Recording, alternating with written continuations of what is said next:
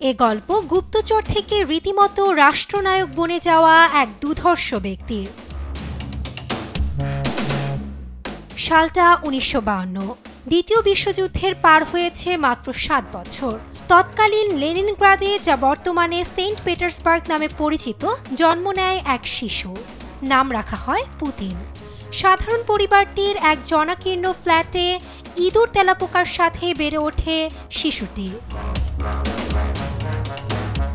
তবে বড় হয়ে অন্তর্মুখী চরিত্রের অধিকারী এই শিশুটিই বনে গেল বিশ্বের অন্যতম পরাক্রমশালী দেশ রাশিয়ার প্রেসিডেন্ট। ক্ষমতার মসনদে আসীন হবার আগে পুতিন ছিলেন সাবেক সোভিয়েত ইউনিয়নের রাষ্ট্রীয় গোয়েন্দা সংস্থা কেজিবির শীর্ষ কর্মকর্তা।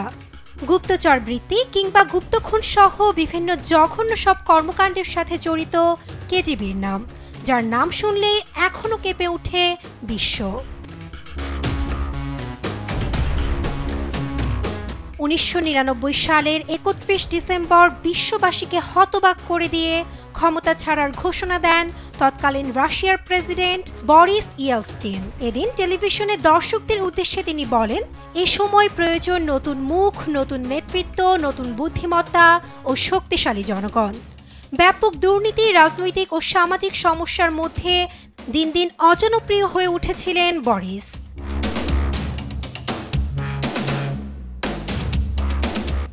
এদিন মধ্যরাতেই ভারপ্রাপ্ত প্রেসিডেন্ট হিসেবে জনগণের উদ্দেশ্যে প্রথম ভাষণ দেন ভ্লাদিমির পুতিন। জানান, ক্ষমতায় কোনো শূন্যস্থান থাকবে না। যে পুতিনের চোখ রাঙানিতে তটস্থ পরাক্রমশালী যুক্তরাষ্ট্র থেকে পশ্চিমা দেশগুলো, সেই পুতিন প্রথম হুমকি ছুড়েছিলেন নিজ দেশের উদ্দেশ্যে। টেলিভিশনের সামনে বলেছিলেন, রাশিয়ার সংবিধান ও আইন বিরুদ্ধ যে কোনো কর্মকাণ্ড কঠোরভাবে দমন করা হবে। সেই থেকে শুরু নিজেদের সার্বভৌমত্বের প্রয়োজনে যুক্তরাষ্ট্র, ইউক্রেন, এমনকি ইউরোপের বিভিন্ন দেশকে হুমকি দিতে পিছপা হয়নি এ নেতা। ভারপ্রাপ্ত প্রেসিডেন্ট হিসেবে ক্ষমতা গ্রহণের পর চেচনিয়া যুদ্ধে কঠোর অবস্থানের কারণে জনপ্রিয় হতে থাকেন পুতিন।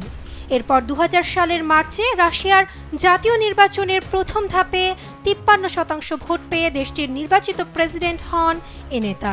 সে সময় সবকিছুর ঊর্ধ্বে অর্থনৈতিক স্থিতিশীলতা চেয়েছিল রাশিয়ার জনগণ। আর ভোটারদের কাছে পুতিনের প্রধান বার্তাই ছিল রাশিয়াকে আবারও শক্তিশালী করার। কথা কম কাজ বেশি নীতিতে চলা প্রেসিডেন্ট পুতিনের ছেলেবেলা নিয়ে আগ্রহের কমতি নেই বিশ্বমহলের। বিবিসির ইতিহাস বিষয়ক আয়োজন ইন হিস্ট্রি এ নেতার শিশুকাল থেকে শুরু করে ২৫ বছর ক্ষমতায় আঁকড়ে থাকার পেছনের পথ খতিয়ে দেখেছে। ২০০১ সালে বিবিসিকে দেয়া এক সাক্ষাৎকারে পুতিনের সাবেক জুডো প্রশিক্ষক অ্যানাটোলি রাকলিন বলেন, পুতিন সবসময়ই জয়ের জন্য দৃঢ় প্রতিজ্ঞ ছিলেন।